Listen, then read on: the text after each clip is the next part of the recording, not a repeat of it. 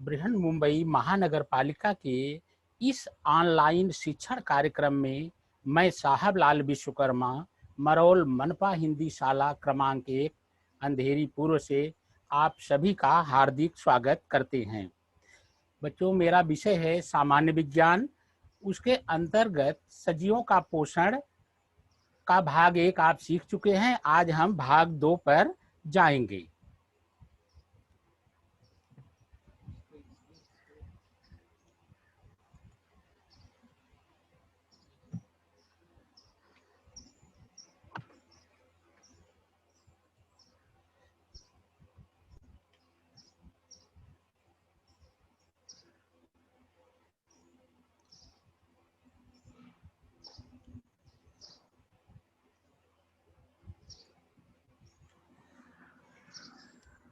हाँ, तो my dear students, I heartily welcome to all of you, my dear students, and good morning for all of you.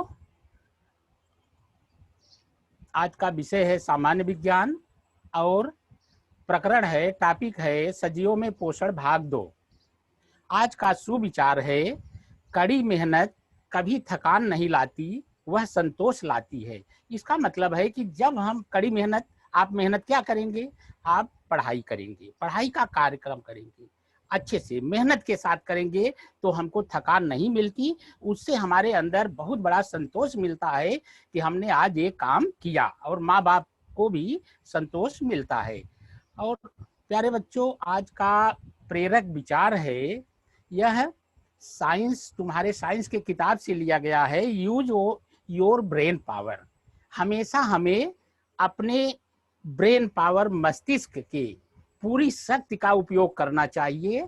और ये हमारा आज का प्रेरक विचार है। हम अपनी पूरी शक्ति लगा करके अपने मस्तिष्क का आज हम पूरा उपयोग करेंगे और पाठ को समझेंगे।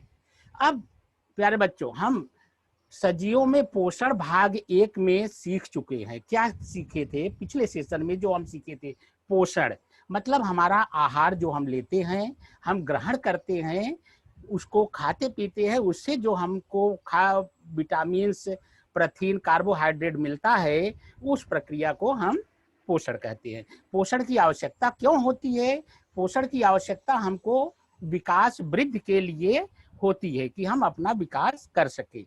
इस प्रकार स्वयं पोषी पोषण यह वनस्पतियों में होता है, प्रकाश संश्लेषण की क्रिया द्वारा होता है, और इसके अंतर्गत वनस्पतियां आती हैं। परिवहन की, वनस्पतियों की परिवहन व्यवस्था में कि वनस्पतियां अपना भोजन किस प्रकार से जड़ से लेकर तना तक, ऊपर पत्तियों तक ले जाती हैं, ये हम देखेंगे, ये देख चुके हैं।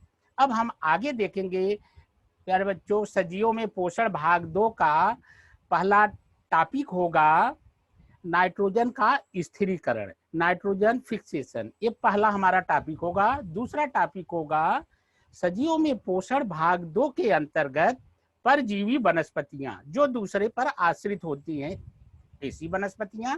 तीसरा भाग होगा हमारा आज का कीटभक्षी वनस्पतियां, और चौथा भाग होगा हमारा आज का मृतोपजीवी वनस्पतियां। ये 4 भाग हम आज देखेंगे। तो हम आगे बढ़ते हैं। अब हम ये पाठ लेसन शुरू होने के थोड़ा एक सामान्य जानकारी आपको दे देते हैं कि पाठ खत्म होने के बाद एक छोटी सी प्रतियोगिता होगी जो 50 नंबर का होगी। आप अगर ध्यान से लेसन को सुनेंगे, ऑब्जर्व करेंगे, तो आप 50 नंबर पा सकते हैं। और दूसरी बात, यह टॉपिक जो है 8वीं 9वीं 10वीं तक का पाठ्यक्रम कवर करता है, इसलिए आप बहुत ध्यान से सुनिएगा। तो पहला है नाइट्रोजन का स्थिरीकरण। हम आगे सीख चुके हैं कि वनस्पतियां प्रकाश संश्लेषण करती हैं। प्रकाश संश्लेषण करने के बाद ग्लूकोज का निर्माण करती हैं। उनको ग्लूकोज मिलता है जिसमें कार्बन, हाइड्रोजन, ऑक्सीजन होता है। ये हम देखे थे। तो इसमें नाइट्रोजन का स्थिरीकरण कहाँ हुआ? ये तो ग्लूकोज मिल गया। इसके बाद हमको और भी, जैसे हमारे शरीर में एक ही पदार्थ, कार्बोज पदार्थ ही केवल नहीं चाहिए, हमको कार्बोज पदार्थ चाहिए, प्रोटीन चाहिए, वसा युक्त पदार्थ चाहिए, विटामिन चाहिए, उसी प्रकार से वनस्पतियों को भी ये तमाम तरह के पदार्थ चाहिए। अब क्या चाहिए उनको? चाहिए प्रथिन। प्रथिन का मतलब प्रोटीन, वो उनको भी प्रोटीन चाहिए हमारे जैसा। तो प्रोटीन में क्या क्या होता है बच्चों? उसमें कार्बन होता है, हाइड्रोजन होता है, ऑक्सीजन होता है, नाइट्रोजन होता है। उसमें नाइट्रोजन का भाग बढ़ जाता है, क्योंकि ये प्रोटीन उनको, ये नाइट्रोजन जब मिल जाता है तो वहां पर उनको प्रोटीन मिल जाता है। जो तीर का निशान आप देख रहे हैं उसमें 4 एलिमेंट्स हैं, कार्बन, हाइड्रोजन, ऑक्सीजन, नाइट्रोजन। जब नाइट्रोजन मिल जाता है तो उसमें प्रोटीन का निर्माण होता है, और वनस्पतियों को ये प्रोटीन आवश्यक है, उनको चाहिए ही चाहिए। अब ये नाइट्रोजन कहाँ से मिलता है? प्रथिन तैयार करने में आवश्यक नाइट्रोजन वनस्पतियों को कहाँ से मिलता है, हम चित्र में देखेंगे। ये नाइट्रोजन वनस्पतियां कहाँ से ले सकती हैं? हमारे ये नाइट्रोजन जो है हमारे वायुमंडल में नाइट्रोजन उपस्थित है, और वहीं से वनस्पतियां नाइट्रोजन लेती हैं। लेकिन ये डायरेक्ट नहीं ले सकती।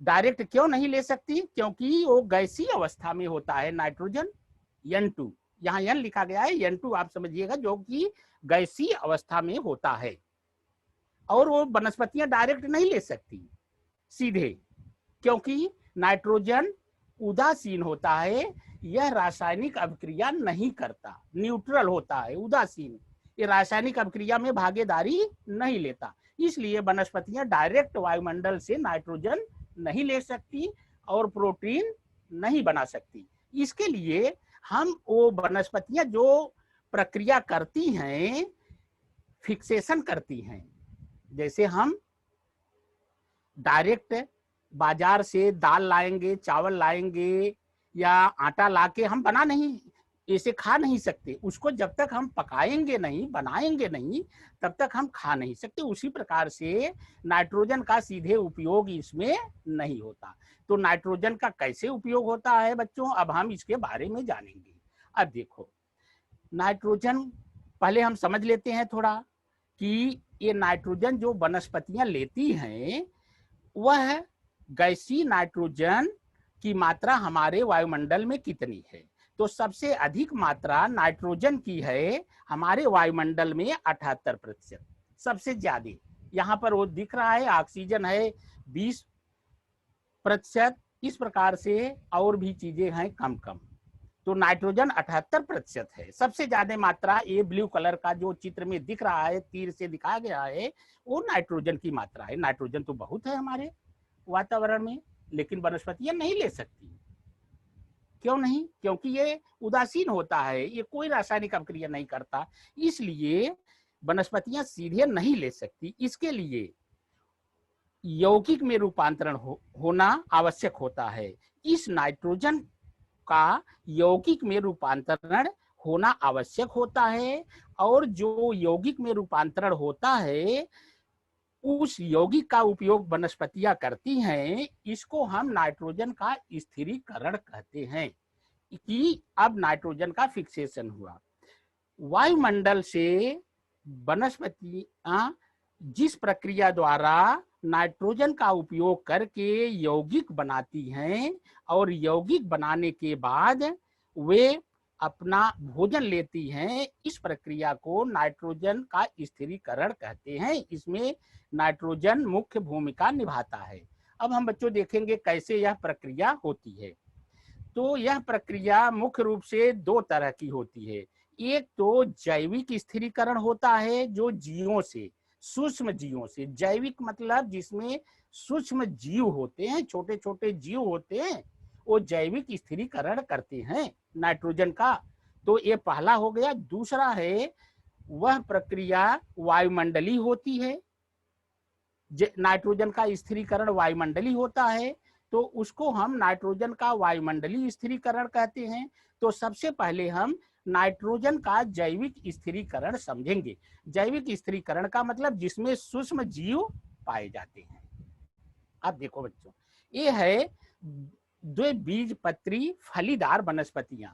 द्विबीजपत्री, अभी आप बोलोगे कि द्विबीजपत्री क्या है? द्विबीजपत्री है जिसमें ये आपको सामने दिख रहा है, ये मटर है जो आप लाते हैं, ऐसी ही बनस्पति। तो इसमें 2 दाल हो जाती है। आप तुअर की दाल, तुअर का जो उसका कवर होता है, आवरण होता है मटर का या चने का, प्यारे बच्चों, जो मटर का, चने का, तुअर का आप वैसे दाल लाते हैं, वो 2 भाग करके मिलता है, लेकिन जब हम खड़ी उसकी देखेंगे तो उस पर कवर लगा हुआ होता है। जब हम कवर निकालते हैं तो उसके 2 भाग होते हैं और वो दाल के रूप में हमको मिलते हैं। तो द्विबीजपत्री फलदार वनस्पतियों की जड़ों पर स्थित गांठों में पाए जाते हैं। अब ये जो है द्विबीजपत्री हो गए ये वनस्पतियां, और इसकी जड़ों में बच्चों, ये देखो जड़ में देख रहे हो, ये जड़ है और जड़ में गांठें हैं, छोटी छोटी गांठें हैं, जड़ में छोटी छोटी गांठें हैं और इन गांठों में सूक्ष्म जीव पाया जाता है। ये गांठ दिख रही है जो तीर के निशान द्वारा दिखाया गया है, ये इन वनस्पतियों में जो द्विबीजपत्री फलीदार वनस्पतियां होती है, इनकी जड़ों में जो जड़ दिख रहा है उसमें छोटी छोटी गांठें होती हैं और इन्हीं गांठों के अंदर एक सूक्ष्म जीव राइजोबियम नामक सूक्ष्म जीव फलित होता है, मतलब उसमें आवास करता है, उसका वो घर होता है और यही सूक्ष्म जीव नाइट्रोजन का स्थिरीकरण करता है। कैसे करता है ये हम आगे देखते हैं। अब बच्चों ये देखो, यह जो है सूक्ष्म जीव राइजोबियम नामक सूक्ष्म जीव हवा की नाइट्रोजन अवशोषित करते हैं। ये जो हवा में नाइट्रोजन की मात्रा होती है, आपने देखा 78% नाइट्रोजन हवा में है। ये क्या करते हैं कि हवा में जो ऑक्सीजन नाइट्रोजन होता है उसको ये अवशोषित करते हैं और अवशोषित करने के बाद उसका रूपांतरण नाइट्रोजन के यौगिक में करते हैं। तो नाइट्रोजन के यौगिक में रूपांतरण होना मतलब प्रोटीन बनना, और वनस्पतियां अपना भोजन लेती हैं प्रोटीन के द्वारा, प्रथिन के द्वारा उनका विकास होता है, उनमें फल लगता है, फूल लगते हैं, नई नई पत्तियां लगती हैं प्रोटीन के कारण। तो पहली बात, पहले सूक्ष्म जीव जो हो गए वो हैं राइजोबियम नामक सूक्ष्म जीव, जो कि द्विबीजपत्री फलीदार वनस्पति में पाए जाते हैं और उसकी जड़ में ये गांठों में रहते हैं। गांठों में रह करके ये जो है वायुमंडल की नाइट्रोजन को अवशोषित करते हैं। अवशोषित मतलब खींचते हैं, उसको खींचते हैं, अवशोषित करते हैं। अवशोषित करने के बाद ये सूक्ष्म जीव हैं राइजोबियम, ये वायुमंडल की नाइट्रोजन को अवशोषित करते हैं और उसको यौगिक, नाइट्रोजन के यौगिक के रूप में इसको कन्वर्ट कर देते हैं, बदल देते हैं, जिसका वनस्पतियां प्रोटीन के रूप में उपयोग करती हैं। इसके बाद दूसरा भी सूक्ष्म जीव है बच्चों, इसका नाम है एजेटोबैक्टर सूक्ष्म जीव। यह भी वायुमंडलीय नाइट्रोजन का रूपांतरण नाइट्रोजन के यौगिक में करते हैं। ये भी वही काम करते हैं, लेकिन जो द्विबीजपत्री वनस्पतियां होती हैं उसमें गांठें होती हैं और उन गांठों के अंदर ये रहते हैं राइजोबियम। लेकिन एजेटोबैक्टर नामक जो सूक्ष्म जीव हैं वे वनस्पतियों के जड़ के पास रहते हैं, गांठों के जड़ के उसके आसपास रहेंगे और वे वायुमंडल से नाइट्रोजन शोषित करके उसका नाइट्रोजन के यौगिक में रूपांतरण कर देते हैं, जो प्रोटीन बनता है। वही प्रोटीन वनस्पतियां जो है अपने विकास के लिए लेती हैं। अब समझो बच्चों, यह प्रक्रिया जैविक स्थिरीकरण हो गई, जीवों के द्वारा हो गई यह प्रक्रिया। ये जो सूक्ष्म जीव हैं ये जो है नाइट्रोजन का स्थिरीकरण किए, लेकिन ये जीव भी कोई काम फोकट का नहीं करते, हम भी नहीं कोई काम करते जिसका कोई अर्थ न निकले। अब इनको क्या फायदा मिलता है कि वनस्पतियों से जो कार्बोज पदार्थ वनस्पतियों के अंदर होते हैं, इनके प्रकाश संश्लेषण क्रिया के द्वारा जो कार्बोज पदार्थ बने होते हैं वनस्पतियों के अंदर उन कार्बोज पदार्थों का ये छोटे छोटे बैक्टीरिया जो सूक्ष्म जीव होते हैं उनका ये ग्रहण करते हैं, उनको ये लेते हैं। इसके बदले में ये लेते हैं तो इनका जीवन चलता है। छोटे छोटे सूक्ष्म जीव, जो सूक्ष्म जीव दो बताए गए, वो सूक्ष्म जीव जो है कार्बोज पदार्थ लेते हैं वनस्पतियों से, क्योंकि प्रकाश संश्लेषण की क्रिया में वनस्पतियां कार्बोज पदार्थ का निर्माण करती हैं। तो ये सूक्ष्म जीव जो है कार्बोज पदार्थ, शुगर जो ग्लूकोज होता है वो लेते हैं सूक्ष्म जीव, और ये जीवित रहते हैं। उसके बदले में वनस्पतियों को नाइट्रोजन का स्थिरीकरण करते हैं। नाइट्रोजन के स्थिरीकरण के फलस्वरूप उसको प्रोटीन प्रदान करते हैं। तो इस प्रकार से दोनों साथ में कार्य करते हैं और रहते हैं। इसको हम नाइट्रोजन का जैविक स्थिरीकरण कहते हैं।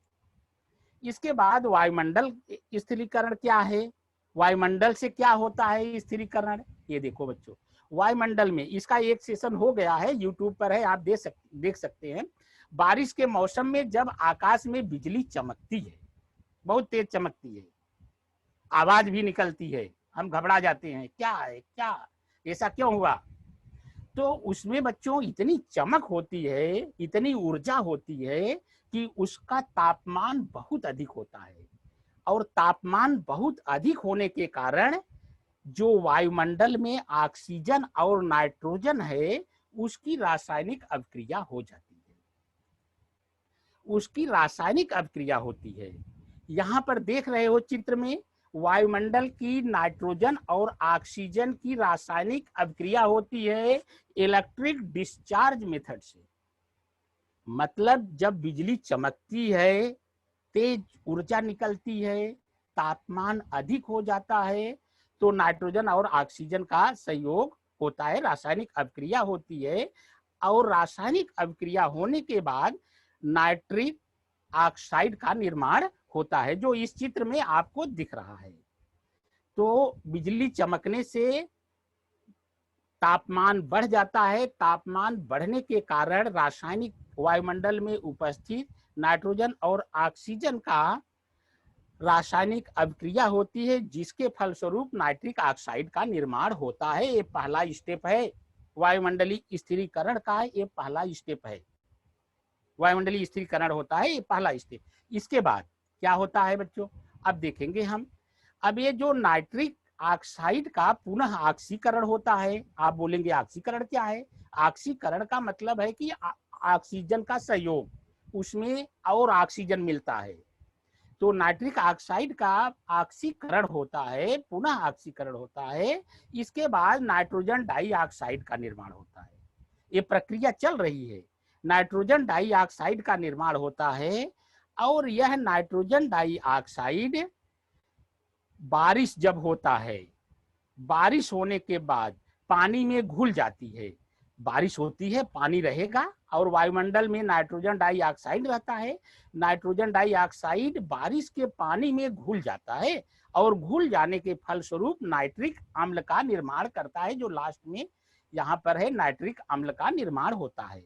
और यही नाइट्रिक अम्ल वर्षा के जल के साथ, यह नाइट्रिक अम्ल वर्षा के जल के साथ हमारे जमीन पर आता है, और जमीन पर मिक्स हो जाता है। वर्षा के जल के साथ जमीन में मिल गया, और जमीन में मिल जाने के फलस्वरूप यह जमीन में स्थित विविध प्रकार के खनिजों के साथ अभिक्रिया करता है। नाइट्रिक अम्ल 3 स्टेप में आया यहाँ तक।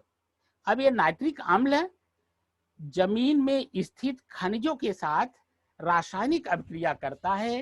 रासायनिक अभिक्रिया करने के परिणाम स्वरूप क्षार का निर्माण होता है, और इसी क्षार बेस को, मतलब नाइट्रोजन के यौगिक को, हमारी वनस्पतियां उपयोग करती हैं, और इसे उपयोग कर अपना वृद्धि और विकास करती हैं प्यारे बच्चों। और ये क्रिया बारिश के मौसम में ही होती है, दूसरे मौसम में वायुमंडलीय स्थिरीकरण नहीं होता, क्योंकि बिजली की चमक नहीं होती, बादलों की गड़गड़ाहट नहीं होती, इसलिए ये दूसरे मौसम में नहीं होती। अगला है बच्चों परजीवी वनस्पतियां। अभी परजीवी का मतलब जो दूसरे पर आश्रित रहे। अभी जैसे आप लोग हैं, छोटे हैं, अपने माँ बाप पर आश्रित होते हैं, वही आप लोगों को भोजन वगैरह सब कुछ, पढ़ने का सामान सब कुछ देते हैं। ऐसे ही वनस्पतियां भी दूसरे वनस्पतियों पर निर्भर रहती है। जिन वनस्पतियों की अन्य सजीवों के शरीर में या शरीर पर वृद्धि होती है, जिन वनस्पतियों की दूसरे वनस्पतियों के शरीर के अंदर या शरीर के ऊपर वृद्धि होती है, ऐसी उन सजीवों से, वे उन वनस्पतियों से, उन सजीवों से अपना भोजन प्राप्त करती हैं। उन्हें परजीवी वनस्पतियां कहते हैं। एक चित्र में बच्चों देख रहे हो, एक बड़ा सा वृक्ष है, वृक्ष के ऊपर जो है ये उसमें निकले हुए अलग से पौधे हैं। तो ये वृक्ष से ये आश्रित है, आश्रयदाता बड़ा वाला वृक्ष हुआ। और जो ये वनस्पति निकली है, ये वृक्षादनी की वनस्पति है। यह बड़े वाले वृक्ष से अपना पोषण लेती है और उस पर आधारित होती है, दूसरे पर आधारित होती है, परजीवी है, दूसरे पर आधारित होकर के जीवन निर्माण करती है। इसलिए हम इसको परजीवी वनस्पति कहते हैं। इसके अंतर्गत वृक्षादनी अमरबेल आती है। अब अमरबेल यह बच्चों पूरी तरह से यह आश्रयदाता पर निर्भर होती है। अमरबेल ये देखो, ऐसा देखे होगे तुम लोग गांव में, यह आश्रयदाता पर पूरी तरह से निर्भर होती है। यह पूरा खुराक जो है यह आश्रयदाता से लेती है और यह वनस्पति संपूर्ण परजीवी वनस्पति होती है। मतलब 100% यह जिस पर रहती है उससे अपना खुराक लेती है। ये वनस्पति जिस पर ये रहती है, ये पीले रंग की होती है। ये खुराक क्यों लेती है? क्योंकि इसके अंदर क्लोरोफिल पर्णहरित नहीं होता, जिसके कारण ये दूसरे पर निर्भर होती है और दूसरे के द्वारा ये अपना भोजन लेती है। अब बच्चों हम बहुत से देखेंगे। अब इसके बाद आता है कीट भक्षी वनस्पतियां।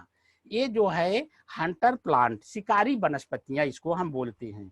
ये देखो बच्चों, शिकारी वनस्पतियां भी कीटकों का अपना पोषण करती हैं, कीटकों से अपना पोषण करती है, कीटकों का भक्षण करती हैं।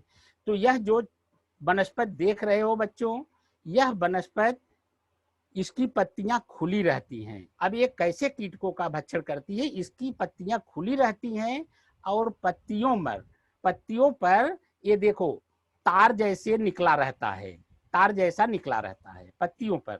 और ये उसके अंदर कीटक जब आ जाते हैं तो ये अपना मुंह बंद कर लेती हैं। मुंह बंद कर लेने पर कीटक जो है उसके अंदर बच जाते हैं। ये देखो कीटक बच गए। जब कीटक उसके अंदर गए तो खुला था, फिर अंदर गए तो वो अंदर वो बंद कर लेते हैं अपना मुंह और कीटक उसके अंदर बस जाता है, जिसके कारण वो उसमें उलझ जाता है और उलझ के वो समाप्त हो जाता है। उसी के द्वारा ये वनस्पतियां अपना भोजन लेती हैं। जो अवशेष बचता है उसको नीचे गिरा देती हैं और फिर अपना मुंह ये खोल लेती हैं। ऐसा 2 या 3 हफ्ते तक ये अपना भोजन उससे लेती रहती हैं। और इस प्रकार की वनस्पतियां कुल 600 प्रकार की वनस्पतियां हैं। हमारे इस पृथ्वी मंडल या जगत में 600 प्रकार की वनस्पतियां पाई जाती हैं। ये है वनस्पति, ये भी कीट भक्षी वनस्पति है, जिसे हम ड्रासेरा बर्मानी कीट भक्षी वनस्पति कहते हैं। ये बहुत ही आकर्षक होती है और इसमें रेशेदार ऐसे धागे जैसा निकला रहता है। ये कीटकों को आकर्षित करने वाले चिपचिपे द्रव की बूंदें इसमें दिखाई देती हैं। इसके ऊपर, इसके फूल के ऊपर जो चिपचिपे द्रव दिखाई देते हैं वो पानी के जैसा बाहर से दिखाई देते हैं और वनस्पतियों को वो सूप के जैसा लगते हैं कि ये तो अच्छा है, क्या है इसमें, तो कुछ अच्छा चीज है, हमको खाना चाहिए। और ये आकर्षित होते हैं, ये आकर्षित होंगे और आकर्षित होकर के उस फूल पर जाकर बैठेंगे। और उसमें बच्चों तंतु होता है, तंतु छोटा छोटा होता है, और उस तंतु के द्वारा ये जकड़ लिए जाते हैं और उसमें चिपचिपा पदार्थ होता है। चिपचिपा पदार्थ में ये इतना उलझ जाते हैं कि ये निकल नहीं पाते और इन कीटकों से ये अपना भोजन नाइट्रोजन का उपयोग ये वनस्पतियां करती हैं। ये बच्चों 1737 ईस्वी में श्रीलंका के जोहान्स बर्मन नामक वैज्ञानिक ने इस वनस्पति की खोज की और उनके सम्मान में इस वनस्पति का नाम ड्रासेरा बर्मानी रखा गया, उनके सम्मान में, क्योंकि ये श्रीलंका में, भारत में भी पाई जाती हैं, नीलगिरी की पहाड़ियों में, श्रीलंका में, इस जगह जहां पर इनको भोज्य पदार्थ उपयुक्त मात्रा में नहीं मिलता उन स्थानों पर ऐसी वनस्पतियां पाई जाती हैं जो कीट भक्षी वनस्पतियां होती हैं। इसके बाद है मृतोपजीवी वनस्पतियां, जो सड़े हुए भागों से, वनस्पतियों के सड़े हुए भागों से प्राप्त होती हैं। ये उनसे भोजन लेकर के बड़ी होती हैं। जो वनस्पति या जीव मृत हो जाता है, खत्म हो जाता है, उस पर ये जमती हैं छोटे छोटे पौधे के रूप में और ये बच्चों गांव में दिखाई देती हैं ऐसे बहुत से पौधे। इसको हम तमाम तरह के कुकुरमुत्ते, फफूंदी, कवक, इस प्रकार से ये वनस्पतियां होती हैं। इसमें जो है कुकुरमुत्ते जो है ये वनस्पति हमारे लिए बहुत उपयोगी होती है। मृतोपजीवी वनस्पति में सबसे ज्यादा उपयोगी यह वनस्पति हमारे लिए होती है। इससे हमको क्या, ये गांव में होती हैं, यहाँ तो बड़े वृक्ष नहीं होते, मुंबई शहर में बड़े वृक्ष कहाँ हैं, छोटे पौधों की तो बात ही नहीं हो सकती। तो ये मुंबई शहर में नहीं दिखाई देंगे, गांव में एक कुकुरमुत्ते हैं। इसका हम क्या बनाते हैं, सूप या अन्य पदार्थ का भोजन बनाते हैं। क्यों बनाते हैं? क्योंकि जीवन सत्व, विटामिन इसमें सबसे अधिक मात्रा में पाई जाती है। हर खाद्य पदार्थ से अधिक मात्रा में विटामिन कुकुरमुत्ते में पाई जाती है, इसलिए हम इसका उपयोग इस प्रकार से करते हैं। ये है हमारा। इसके बाद बच्चों ये देखो, ये है, ये भी मृतोपजीवी वनस्पति है। इसकी एक बात एक खास इसमें रहती है कि यह जो है पाचक रस छोड़ता है नीचे जमीन पर। तो जो जमीन के सड़े गले पदार्थ होते हैं उनके जो कार्बनिक जटिलता होती है वो सरल पदार्थों में विघटित हो जाते हैं और विघटन होने के बाद ये उसको पौधे को पोषण देते हैं। तो ये भी मृतोपजीवी वनस्पति है जो कि सड़े गले कार्बनिक पदार्थों के ऊपर जमती है। ये गांव में अक्सर दिखाई देती है। अब हमारा बच्चों स्वाध्याय कार्य है, जो हम बोले थे आपसे कि अब आप कलम और कागज लेके बैठेंगे, क्योंकि पहला प्रश्न, जब तक हम ये नियम बताते हैं तब तक आप कलम और एक कागज ले लीजिए। पहला प्रश्न आपके सामने आएगा 5 नंबर का, दूसरा प्रश्न आपके सामने आएगा 10 नंबर का, एक कठिनता प्रश्न की बढ़ती जाएगी। तीसरा प्रश्न आएगा आपके सामने, ये होगा 15 नंबर का, और चौथा प्रश्न आपके सामने आएगा 20 नंबर का, और टोटल प्रश्न आपके सामने जो रहेंगे वो 50 नंबर के रहेंगे। ये स्वाध्याय का नियम हो गया। अब आपके सामने प्रस्तुत है ये मल्टीपल चॉइस क्वेश्चंस, बहुविकल्पिक उत्तर। तो पहला प्रश्न आपके सामने है, अब आप इसका टिक लगा लेंगे, लास्ट में हम उत्तर बताएंगे, उसी हिसाब से आप नंबर लेते जाएंगे। पहला प्रश्न आपके सामने प्रस्तुत है, नाइट्रोजन का वायुमंडलीय स्थिरीकरण किस मौसम में होता है? इसके ऑप्शन है 4, ये आपके सामने, गर्मी, वर्षा, शीत, इनमें से कोई नहीं। आप निशान लगा लिए होंगे कॉपी पर। अगला प्रश्न आपके सामने है, संपूर्ण परजीवी वनस्पति कौन सी है? संपूर्ण परजीवी वनस्पति कौन सी है? ऑप्शन है मटर, अमरबेल, ड्रासेरा, इनमें से कोई नहीं। इसका भी आप निशान लगा लिए होंगे। अगला प्रश्न आपके सामने है 15 नंबर का, इनमें से कीट भक्षी वनस्पति कौन सी है? ऑप्शन है पत्थर के फूल, ड्रासेरा बर्मानी, कुकुरमुत्ता, अमरबेल। अब बच्चों इसके बाद चौथा प्रश्न आपके सामने है, कुकुरमुत्ता में सबसे अधिक मात्रा किसकी पाई जाती है? 20 नंबर का प्रश्न है, और ये आपके सामने ऑप्शन ए है, कार्बोज पदार्थ, वसायुक्त पदार्थ, प्रोटीन, जीवन सत्व। आप निशान लगा लिए होंगे, हमें उम्मीद है। अब हम आपको उत्तर देते हैं और उत्तर के हिसाब से आप नंबर लेते जाइए। उत्तर के हिसाब से आप देखिए, नाइट्रोजन का वायुमंडलीय स्थिरीकरण किस मौसम में होता है? पहला प्रश्न है, नाइट्रोजन का वायुमंडलीय स्थिरीकरण किस मौसम में होता है? नंबर 1। ये दूसरा इसका उत्तर है वर्षा। अगर आपका सही आपने निशान लगाया तो 5 नंबर आप ले लीजिए।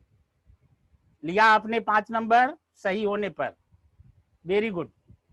अगला प्रश्न आपके सामने जो था उसका प्रश्न 2, संपूर्ण परजीवी वनस्पति है, उसका उत्तर है ये दूसरा, अमरबेल।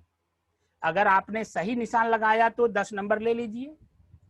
इसके बाद तीसरा प्रश्न था, इनमें से कीटभक्षी वनस्पति कौन सी है?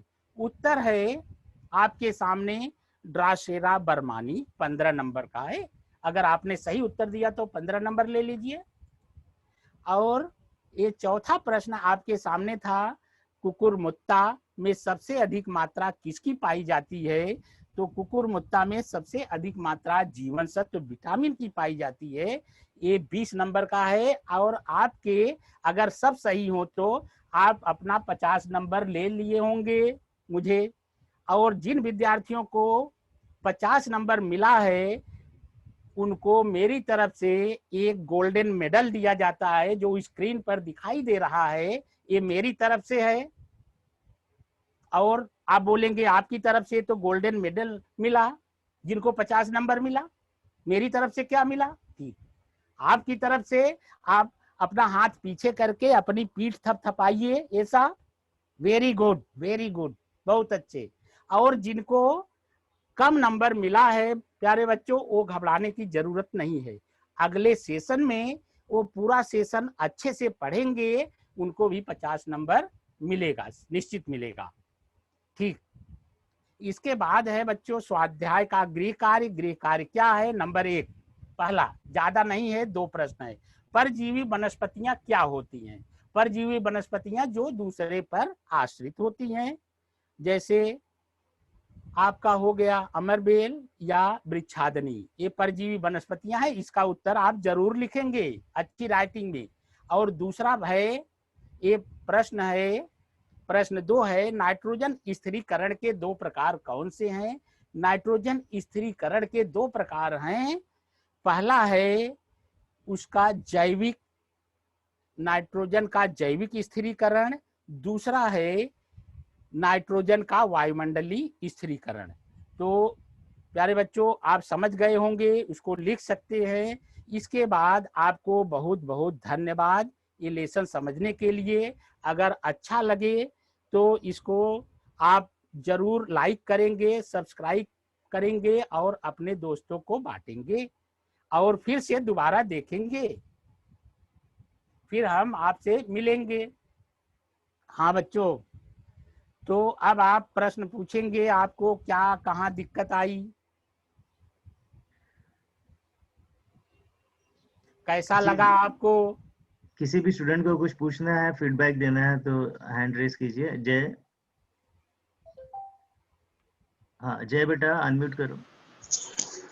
सर मैंने गलती से सर वो होमवर्क का सर मैंने वो स्क्रीनशॉट नहीं ले पाया सर, सॉरी सर। ठीक है बेटा, कोई दिक्कत नहीं। यूट्यूब पर अभी सर रवि सर ने हमारे डाउनलोड कर देंगे, उसमें जाकर ले लेना। इधर टाइम पास होगा बेटा, फिर रिटर्न हम होंगे। तो आप यूट्यूब पर जाने का, उसमें जाके आप फिर से देखने का, बार बार देखने का और अच्छे से समझने का। ये आपको 8वीं 9वीं 10वीं तक एक काम देने वाला पाठ्यक्रम है। और बच्चों ओके सर, हाँ, कैसा लगा पाठ आपको? Thank you sir. अच्छा लगा सर वैसे। वेरी गुड, थैंक यू बच्चों। हाँ, प्रश्न पूछिए आप विज्ञान से संबंधित, जो भी आपको मैंने पहले ही बता दिया था। यूज योर ब्रेन पावर, आप अपने दिमाग का उपयोग करिए। विज्ञान पढ़ना है, साइंस में जाना है तो यूज योर ब्रेन पावर। मैं पहला ही प्रेरक विचार आपको दिया था। आप हमेशा सजग रहेंगे, टाइट रहेंगे और बैठ करके देखेंगे हम लोगों का सेशन।